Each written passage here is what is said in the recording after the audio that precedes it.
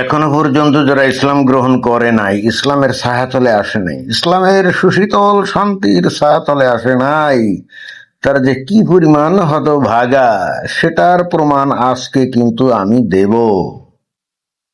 এখন আপনারা হয়তো প্রশ্ন করতে পারেন যে কিভাবে প্রমাণ দেব। হ্যাঁ, এখন আমি বললে তো আপনারা মানে বলবেন যে কি ব্যাপার, তুমি কি ইসলামী স্কলার নাকি, তোমার কথা মানবো কেন, তোমার কথা শুনবো কেন।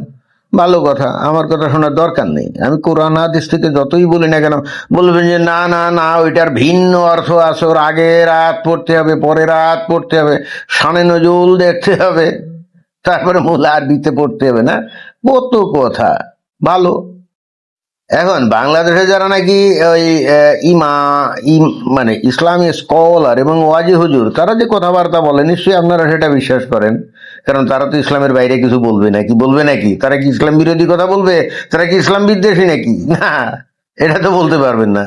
তো দেখেন, কেন আমি বলছি যে যারা নাকি এখন ইসলাম গ্রহণ করে নাই, কেন তারা ভয়ঙ্কর হতভাগ্য, সেটা বুঝতে গেলে আমাদেরকে এই যে হুজুর, যার চেহারা মোবারক আমরা দেখতে পাচ্ছি, তার কিছু বয়ান আপনাদেরকে শুনতে হবে।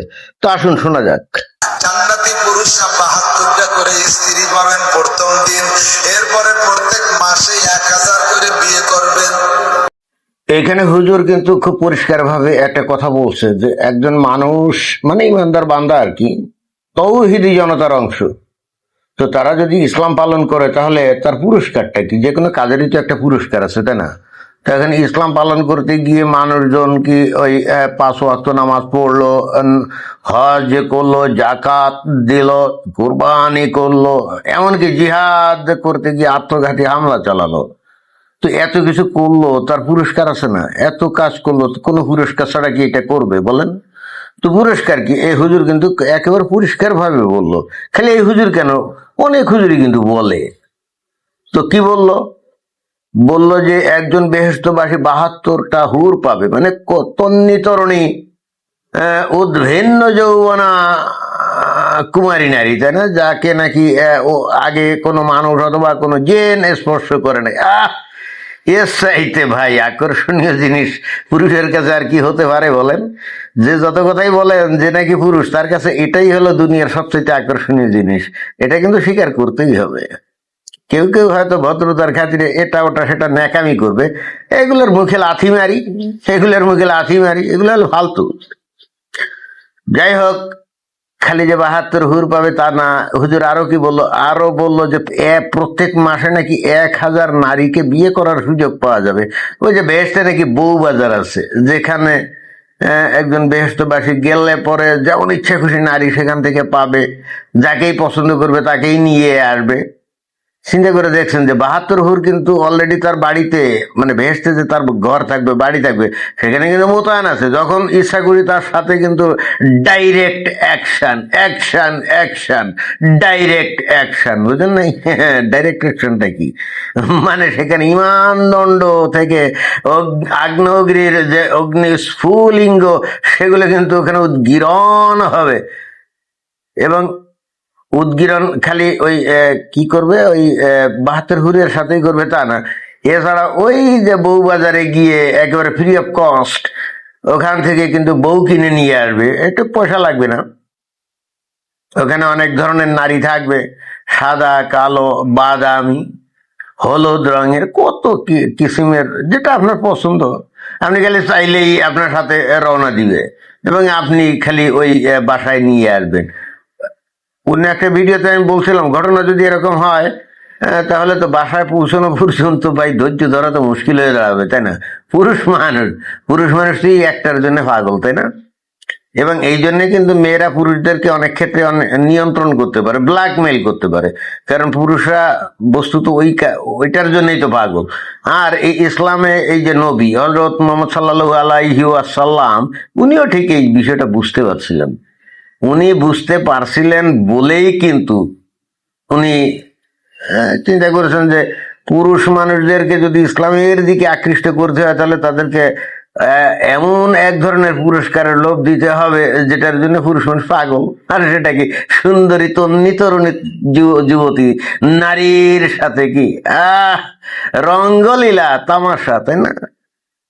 হযরত মুহাম্মদ সাল্লাল্লাহু আলাইহি ওয়াসাল্লাম কে একজন খুব উৎকৃষ্ট মানের, মানে শ্রেষ্ঠ টাইপের একজন মনোবিজ্ঞানী বলা যেতে পারে, যে উনি পুরুষ মানুষের চরিত্র বুঝতেন। বিশেষ করে আরব দেশের যে পুরুষ মানুষগুলো, তাদের চরিত্র তো উনি ভালো করেই বুঝতেন, তাই না? তো ঠিক আছে, ভালো কথা, 72 হুর পাবে, তারপরে প্রত্যেক মাসে 1000টা নারী আবার বিয়ে করার সুযোগ পাবে। তো এই সমস্ত শোনার পরে কিছু যে রসালো টাইপের মুসলমান আছে না, কথিত বলে যে তারা নাকি মডারেট মুসলমান, তারা নাকি ইসলাম পালন করে শান্তির জন্য, ওই হুরের সাথে বা ওই বেহেশত বাসী যে নারী আছে তাদের সাথে যৌন সঙ্গমের জন্য না। এগুলো হলো ফালতু কথা, এগুলো হলো ফালতু কথা। তো এখন কথা হচ্ছে যে এখানে তারপরেও তারা কিন্তু ওই আধুনিক যুগে এসে, এই যুগ কি তর্ক বিজ্ঞান প্রযুক্তির যুগে বলতে পারে, বা তাদের কাছে হয়তো কেউ বলতে পারে, কি ব্যাপার, আপনি ইসলাম পালন করবেন কি খালি যৌনকেলি করার জন্য নাকি? এটা কোন ধরনের কথা? এটা তো এর সাথে সিলি বিষয় তো আর হতেই পারে না। ঈশ্বর বা সৃষ্টিকর্তা বা আল্লাহ যে বা যাই হোক না কেন, আমাদেরকে সৃষ্টি করছে, এটা যদি আমরা ধরে নেইও, আর কৃতজ্ঞতা প্রকাশের জন্য তার ইবাদত বন্দেগী যদি করতেই হয়, তো তার জন্য পুরস্কার কি? মানে এই জন্যই কি ইবাদত বন্দেগী আল্লাহর করবে যৌনকেলি করার জন্য? এটা কোন ধরনের কথা? মানে এর সাথে সিলি বিষয় তো আর হতেই পারে না এটা, তাই না? আসলে তো তাই। আপনি তো মানে আল্লাহকে ডাকেন, ঈশ্বরকে ডাকেন, সৃষ্টিকর্তাকে ডাকেন, কি আপনি যৌনকেলি করার জন্য ডাকেন নাকি? এটা তো হতেই পারে না। তথাপি কেউ কেউ তাদের তাদের লোকজন হয়তো বলে বসতেই পারে যে এটা কোন ধরনের কথা, বেশ থেকে আর কোনো কাম নাই, খালি রঙ্গলীলা, ধর তক্তা মারবে রে কার, ডাইরেক্ট অ্যাকশন, আর আগ্নেয়গিরির লাভা উদ্গীরণ ছাড়া আর কোনো কাম নাই। হুজুর কিন্তু সুন্দর করে বলেও দিচ্ছে, দেখি হুজুর কি বলে, আর কোনো কাম আছে কিনা। আল্লাহর কসম, হয়তো হুজুর খালি কি এই কাজ, আর কোনো কাজ নেই? না, ওর মধ্যে ব্যারাক, অ্যাডামস, কারিতা, বিআর ডিভিশন, জাগরণী চক্র, আশা, প্রচিকা, গ্রামীণ ব্যাংক, টোন মারা, মন মারা, রাস্তা মারা, খাল মারা, ঘুষ খাওয়া, সুদ খাওয়া, মদ খাওয়া, গাঁজা খাওয়া, চুরি করা, ডাকাতি করা, তবলিগ, চরমনাই, মসজিদ, মাদ্রাসা, কিচ্ছু নাই। খালি বউ নিয়ে ফুর্তি হবে আর খাবে। জান্নাত হুজুর নিজেই কিন্তু একটা প্রশ্নের নিরসন করে দিল। মানে অনেকে হয়তো বলতে পারে যে হুজুর এই বেহেশতে যারা নাকি বেহেশতবাসী হবে, তাদের ওই যে লাগালাগি ছাড়া কি আর কোনো কাজ নাই নাকি? ঘটনা কি? মানে এই জন্যই কি আল্লাহ বিল্লাহ করছে এই দুনিয়া? আল্লাহ কি এত টাকাটা কি করেছে শুধুমাত্র ওই কামের জন্য? ওই যে মানে ডাইরেক্ট অ্যাকশন। হুজুর কিন্তু খুব পরিষ্কার ভাবে বললো যে ওই কাম ছাড়া আর কোনো কাম নাই, ওই কাম ছাড়া আর কোনো কাম নেই। তার মানে আপনি যে ইসলাম অনুসরণ করেন বস্তুত যৌন কাজ করার জন্য, এটাই, তাই না? ডাইরেক্ট উপসংহারে আসলে অনেকের কাছে খুবই অশ্লীল মনে হয়, কিন্তু কিছু তো করার নাই। হুজুরই তো বললো, আমি তো কিছু বলছি না, হুজুরের কথা থেকেই আপনাদেরকে আমি বললাম, তাই না? যে আপনি 72 হুর খালি যে পাইবেন তা না। আমরা তো এতদিন জানলাম 72 হুর এই যে না, কিন্তু এখন দেখি হুজুর বলছে যে প্রত্যেক মাসে নাকি 1000 বিয়ে করা যাবে। হ্যাঁ, তা করা যাবে, কারণ ওই যে বেহেশতে ওই যে বউ বাজার, মানে নারীদের বাজার বসবে, সেখানে মাগ না বেহেশত বাসী যার ইচ্ছা খুশি পছন্দ করে নিয়ে আসবে, যত ইচ্ছা খুশি নিয়ে আসবে। সেখানে 1000 কেন 2000 আনতে পারেন।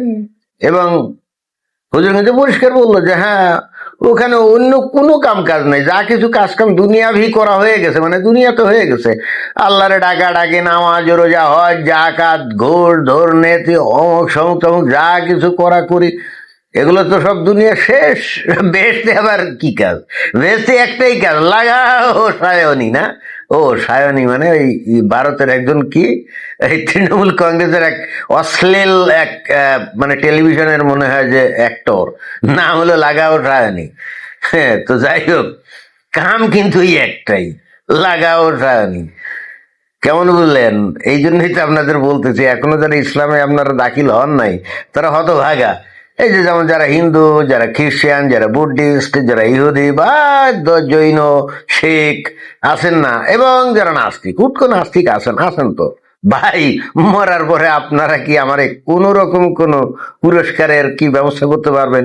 এই ধরনের কোনো গ্যারান্টি আপনারা দিতে পারবেন না, আপনারা দিতে পারবেন না, কারণ আপনারা মনে করেন যে মরার পরের জগৎ এগুলো, মানে এগুলো তো ফালতু, মানে এগুলো তো কাল্পনিক, এগুলো তো বানোয়াট গল্প, মানে আষাঢ়ে গল্প। অর্থাৎ ওই জায়গায় যদি নারীর লোভ দেখানো হয়, এটা হলো মূর্খতা। আপনারা তো ওই জন্য বলবেন না, তাই না?